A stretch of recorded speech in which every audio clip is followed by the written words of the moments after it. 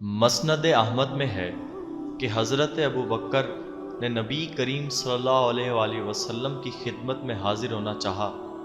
لوگ آپ حضور کے دروازے پر بیٹھے ہوئے تھے اور آپ اندر تشریف فرما رہے تھے، اجازت نہ ملی۔ اتنے میں حضرت عمر بھی آ گئے، اجازت چاہی لیکن انہیں بھی نہیں ملی۔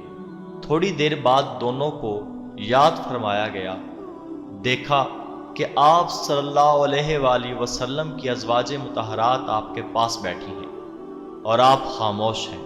حضرت عمر نے کہا، دیکھو میں اللہ تعالیٰ کے پیغمبر کو ہنسا دوں گا۔ پھر کہنے لگے، یا رسول اللہ، کاش کہ آپ دیکھتے میری بیوی نے آج مجھ سے روپیہ پیسہ مانگا، میرے پاس تھا نہیں۔ جب زیادہ ضد کرنے لگی تو میں نے اٹھ کر گردن ناپی اور چلتا بنا۔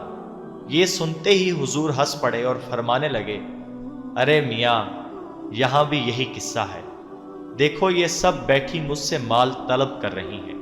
ابو بکر حضرت عائشہ کی طرف لپکے اور حضرت عمر نے حضرت حفصہ کی طرف لپکنے کا فیصلہ کیا اور فرمانے لگے، افسوس، تم رسول سے وہ مانگتی ہو جو آپ صلی اللہ علیہ وآلہ وسلم کے پاس بھی نہیں۔ آپ نے جب اپنے یاروں کے بدلے ہوئے تیور دیکھے تو انہیں روک دیا۔ اب تو سب بیویاں کہنے لگیں، ہم سے سنگین غلطی ہوئی ہے، اب ہم حضور کو ہرگز اس طرح تنگ نہ کریں گے۔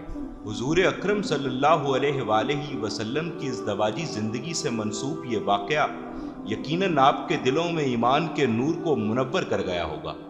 اسی قسم کے اسلامی واقعات اور اسلامی معلومات کو جانتے رہنے کے لیے سبسکرائب کیجئے ہمارا چینل سنی ٹی وی، اور اس نیکی کے کام کو مزید بڑھاتے رہنے کے لیے اس ویڈیو کو لائک اور شیئر کرنا ہرگز مت بھولیے گا۔ جزاک اللہ۔